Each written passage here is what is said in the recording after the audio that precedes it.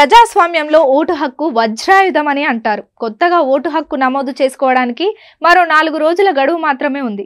సోమవారంలోగా దరఖాస్తు చేసుకున్న వారికి మాత్రమే ఎన్నికల్లో ఓటు వేసే అవకాశం ఉంటుంది. కొత్తగా ఓటు హక్కు నమోదు చేసుకునేందుకు గాను ఏర్పాట్లు చేసినట్లు ఎన్నికల అధికారులు స్పష్టం చేస్తున్నారు.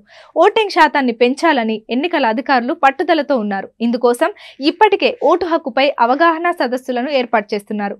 ఈ క్రమంలోనే కొత్తగా ఓటు హక్కు నమోదు చేసుకునేందుకు మరింత సమయం ఇచ్చారు. లోక్సభ ఎన్నికల తుది జాబితాను మొదట ఫిబ్రవరి 8న ప్రకటించారు. కానీ ఓటింగ్ శాతాన్ని పెంచేందుకు మరింత సమయం ఇచ్చారు అధికారులు. ఫిబ్రవరి 8 నుంచి ఈ నెల 15 వరకు దరఖాస్తు చేసుకున్న వారి పేర్లతో తుది జాబితాను ఈ నెల 25న ప్రకటించనున్నారు. రాష్ట్రంలో ఏప్రిల్ 15 వరకు ఓటు హక్కు నమోదు చేసుకునేందుకు కేంద్ర ఎన్నికల సంఘం అవకాశం కల్పించింది. ఈలోగా జాబితాలో ఓటు ఉందో లేదో పరిశీలించుకొని లేని పక్షంలో నమోదు చేసుకోవాలని సూచించింది. ఇతర ప్రాంతాల నుంచి తెలంగాణకు వచ్చిన వారు లేదా ఇప్పటి వరకు ఓట్లు నమోదు చేసుకుని వారు కూడా ఈ అవకాశాన్ని వినియోగించుకోవాలని ఎన్నికల సంఘం తెలిపింది. ఓటరు నమోదు నిరంతర ప్రక్రియ ఏటా జనవరి, ఏప్రిల్, జూలై, అక్టోబర్ నెల 1వ తేదీ నాటికి 18 ఏళ్లు నిండిన వారు ఓటుకు దరఖాస్తు చేసుకోవచ్చునని ఎన్నికల సంఘం ప్రకటించి ఎప్పటికప్పుడు జాబితాలు వెలువరిస్తోంది.